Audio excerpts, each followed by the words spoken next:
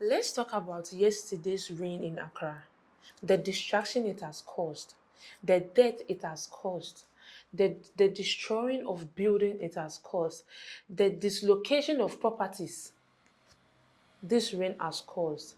But let's start from the main question. But somebody will ask, where is Accra located? But people don't know that Accra geography is naturally shaped in a way that several rivers pass through it to the Atlantic Ocean, which means that several rivers and lakes pass through Accra. All the water flow pass through Accra to the Atlantic Ocean. So that one alone is a serious problem. It means that we are centered in a path where water flows to the Atlantic Ocean.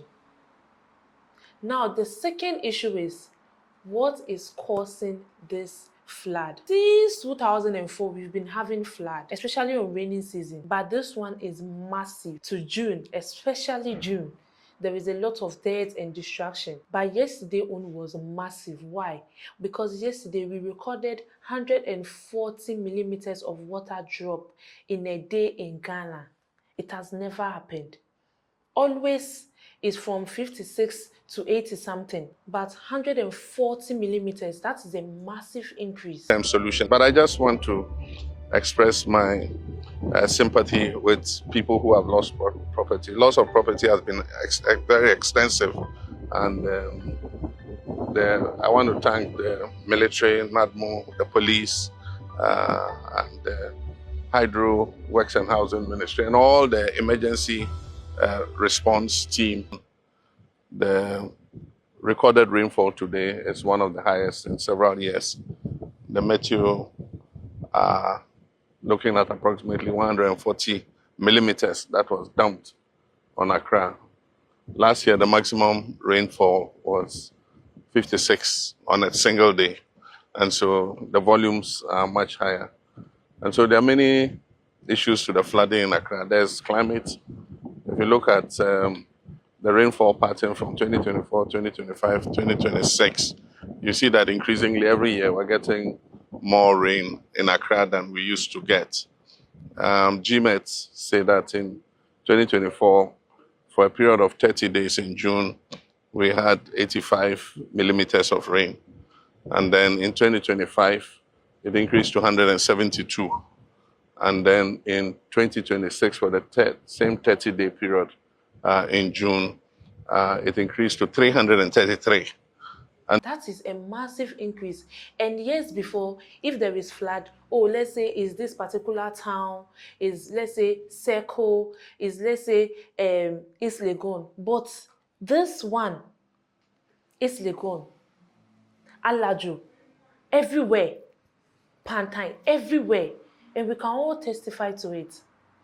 So this should show you that Accra, we are in a deep trouble. If this is 2026, imagine 2027. Now, one of the causes is the fact that we are settling on where water paths is passing through. Because the population is massive, so we are building houses on where we are not supposed to build. We are building houses on drainage system where water is supposed to pass. And the Land Commission is not doing anything about it.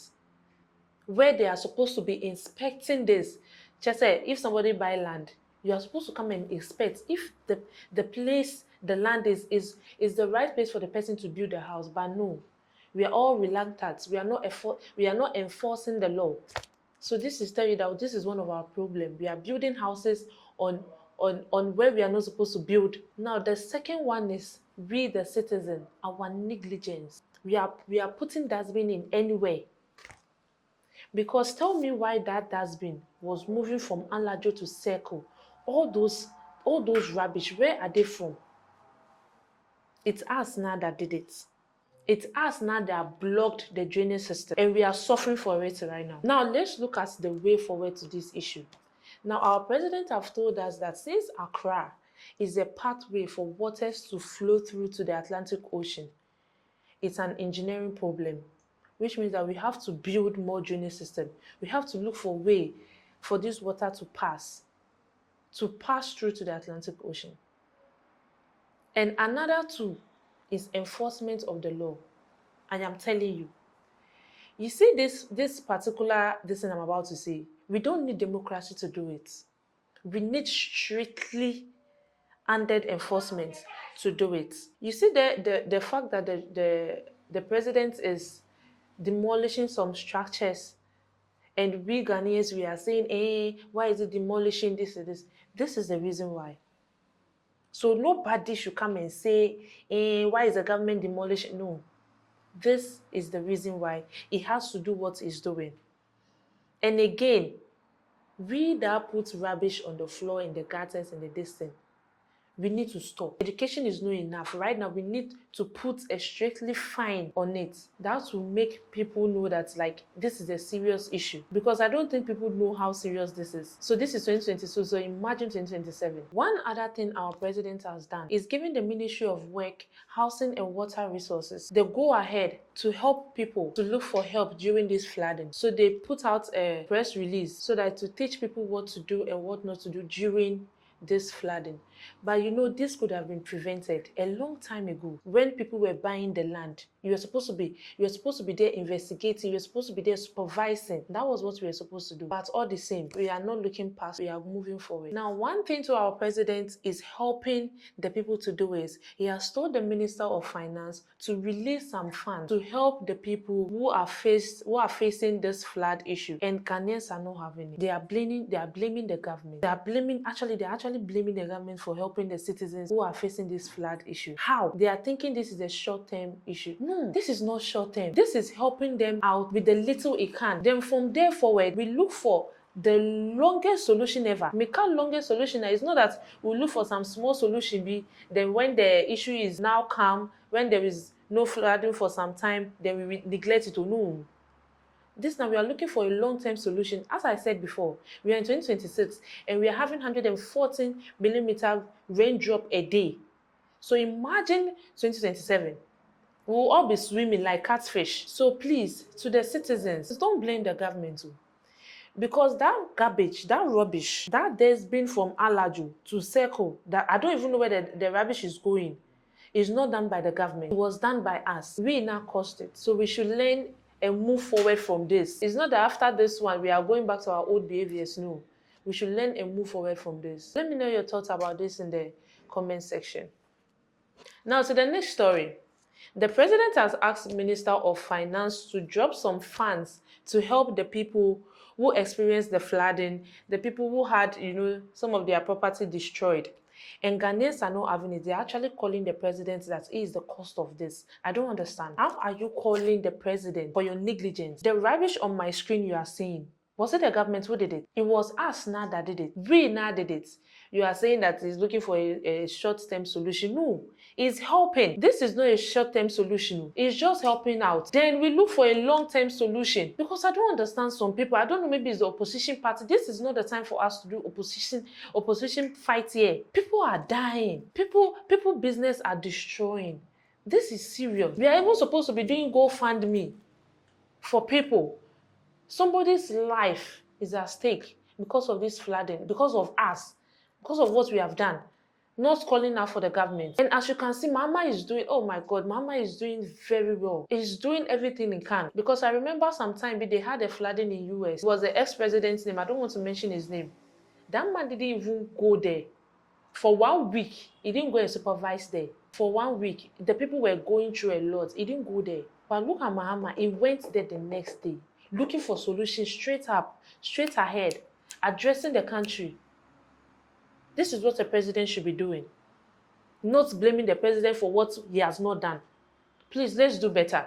Citizens of Ghana. Now, moving on to the next story. Do you guys remember that I updated you guys about the rent commissioner saying that anybody who increase hostel fee should be brought to him? And I knew there would be a scapegoat. I knew it, and it has happened. So they went on inspection, and you can see this girl on my screen. She was explaining to this man that before she came to school, she is supposed to pay 2,000. That's 2,900. Mind you, there are two in the rooms.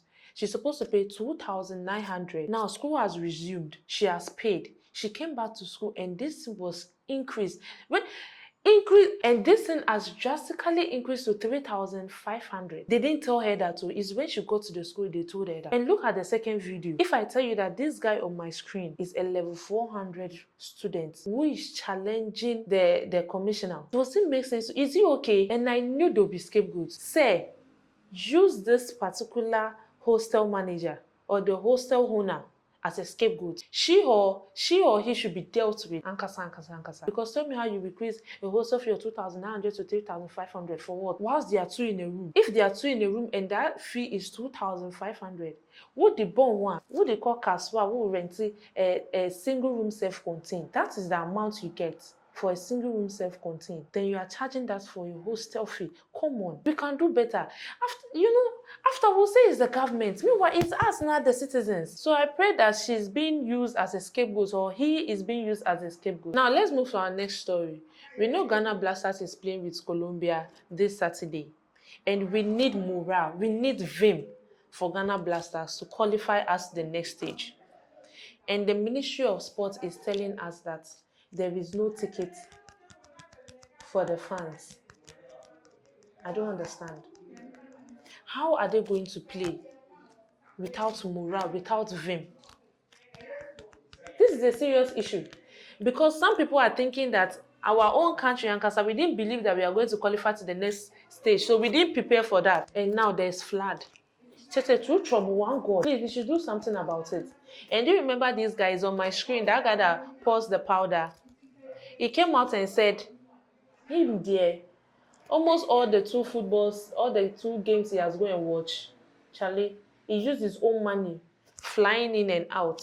But right now, he's lacking fans. And do you know the beautiful thing about football? Is people like him, what they do on the pitch, the jama, that is what made football beautiful. That is what is going to give our player the morale to play well.